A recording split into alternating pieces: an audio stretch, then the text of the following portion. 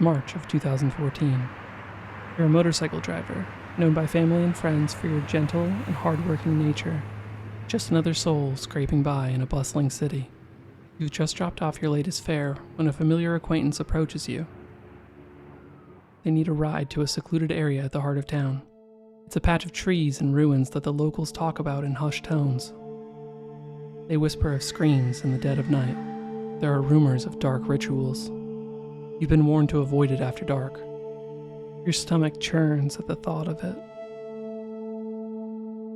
But the acquaintance's smile is reassuring, and the fare could help you and your loved ones get by. You glance in the direction of the forest.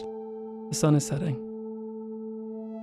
But you tell yourself, it's just superstition, right?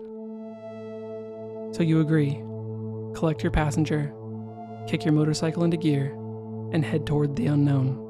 This will be the last time that anyone sees you, as you vanish into the void. This is the story of a driver known as Abakuda from Ibadan, Nigeria, and what his disappearance uncovered will haunt you forever. And this mystery would become known as the Ibadan Forest of Horror. It is a story that gets darker and darker the more the mystery unfolds.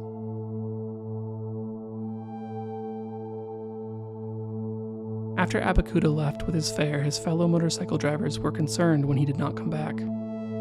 They began asking around, searching around the areas he frequented to wait for fares, until one of their phones buzzed. It was Abakuda, so they happily accepted. But it was not the relief they had been hoping for. The driver's concern deepens. As they listen, Abakuda frantically pleads for help. He has been abducted and is being held captive. Luckily, he has a hidden cell phone for emergencies. He says he's being held in a dark place, somewhere underground. He relays his last known location, the Soka Woods. His fellow riders come together. They go to the police. However, even with the story they tell, the authorities are relaxed and don't bother going near the forest. Despite the many calls and cries for investigations into the sounds coming from the wooded area, they don't seem to care or want to get involved. In Nigeria, there is something called jungle justice. This is where locals band together to get justice themselves when they cannot find it anywhere else.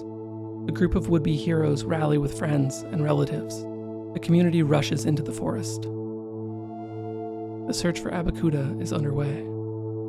They go into the Ibadan Forest, still receiving messages and calls from Abakuda. He begs for them to hurry. His earthly prison is small and confined, so they enter the woods and scour every inch. As they trek through the uneven earth surrounded by the forest and its dense overgrowth, they begin to see things. Signs of human intrusion. Charms dangle from limbs on the trees. Someone has been working with juju here. Powerful magic in the eyes of the Nigerian people. But still, they push on through the forest, its dark and damning objects hung all around them. The phone buzzes again. Abakuda says he thinks he can hear them through the ground. They must be nearby. And that is when it happens. Anything that can go wrong will go wrong. Abakuda's phone dies as his rescue is seemingly right overhead. They're close, but without exact help from their friend to pinpoint the area, they fan out to look. The group looks for any disturbed area of ground, a passageway, a hole, anything that could give them a sign of their friend. But they don't see anything that resembles an underground passage. What they do find, they aren't prepared for.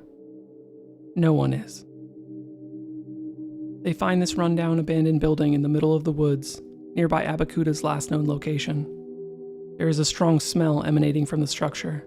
They are buffeted by the hot breath of the Ibadan countryside. The wind is tainted with the sickly sweet aroma of rot and decay. They know the smell. The smell of death is all around them. With no thoughts of their own safety, and only of finding their friend, they run inside. But what awaits them inside the building is a scene straight from hell. All around them, they discover human remains. In varying states of decomposition, they find body after body after body. Skulls and bones litter the ground around them. Bodies, both bloated and sun-dried. Bodies of men, women, and children. This is a den of anguish and devastation. They know what this means. This is a scene of dismemberment, disfiguration, and execution. This is a site of ritual sacrifice. And that's when they hear it. The rustling of chains. There is movement within the ruins. There is still life among all the death here. Entering the main room of the building, they hope to find Abakuda, but instead, they find that there is more than just one survivor. Shackled and chained among the carnage, they begin to stir and weakly call out for salvation. Members of the group run for help, and soon enough, even the police must get involved and investigate. Depending on the source, between 7 and 23 starved, malnourished, and emaciated people were rescued from the Ibadan Forest on March 22nd of 2014. They were described by those that witnessed the event as living skeletons. And their rescue is all due to the heroic efforts of a group of taxi motorcyclists, or Okadas, as they're commonly called.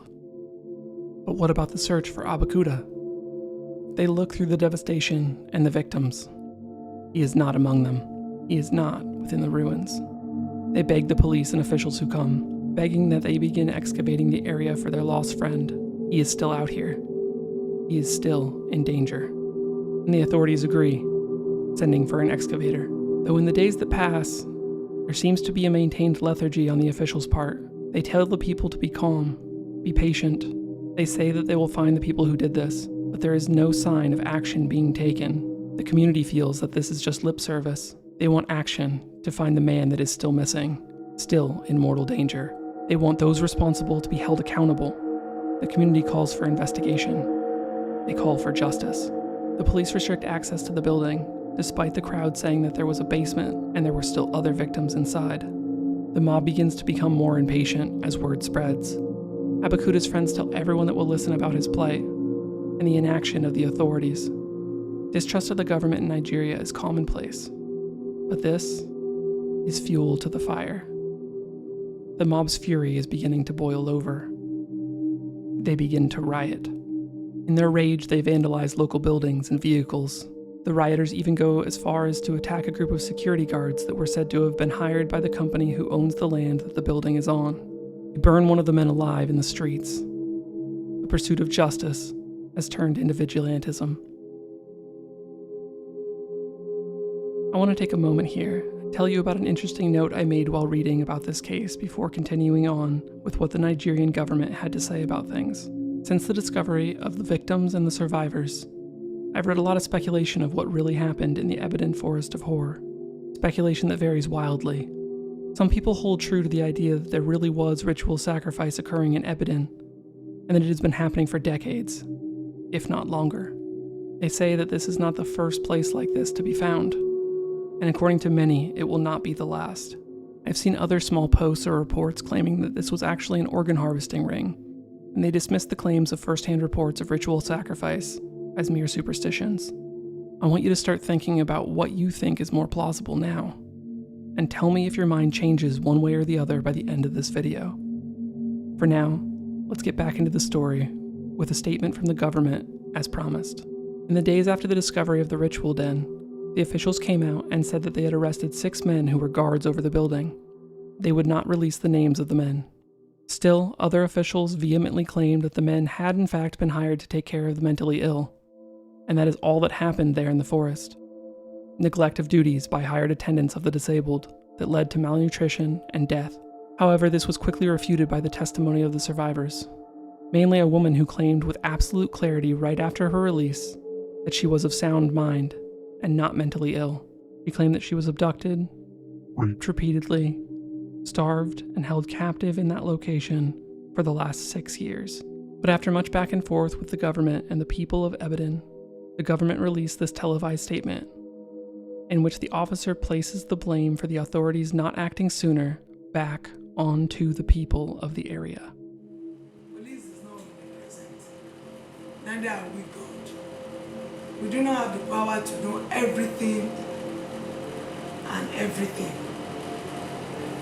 And members of the public are our eyes and our ears, since there are people staying there and they could not give us information about that. You too, if you have visited that place, discover that place is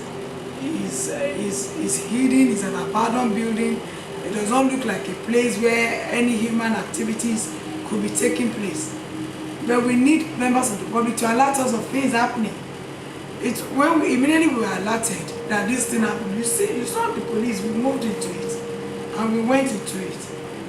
But in as much as police cannot be at every place at every time, there is need for members of the public to desist from being complacent about happenings in the environment. Because the police, there's no, in fact, if the government were to recruit all Nigerians to be in the police, I still make bold to say that all Nigerians cannot be at the same place, all at the same time, or cannot cover all the all space available. Is it possible? As we're all here in this office, that we still have space by the door, that nobody is there.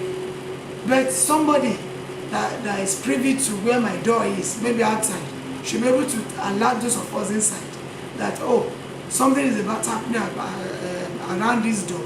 Can you please come and check it out? So the police is not all-knowing. We are not all-knowing to know everything. The members of the public are supposed to be our ears, and that's why we keep talking about community policing. Our phone numbers are out there. In fact, immediately that incident happened that day, I received a call, and they called the control room. They called the DPO. That's to tell you that we have, members of the public have our numbers. But that they did not call, they are claiming, like the valley of that area, the village, the community head of that area claimed that it's been there for long, but I did not know that such a thing is happening there. But this is a lie.